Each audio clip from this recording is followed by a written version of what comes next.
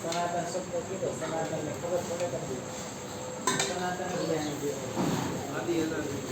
કોઈ વસ્તુ આદિ અનાદિનું આત્મા છે એ અવિનાશી છે એ સનાતન સમાજ ધર્મની ગણતરીમાં પડી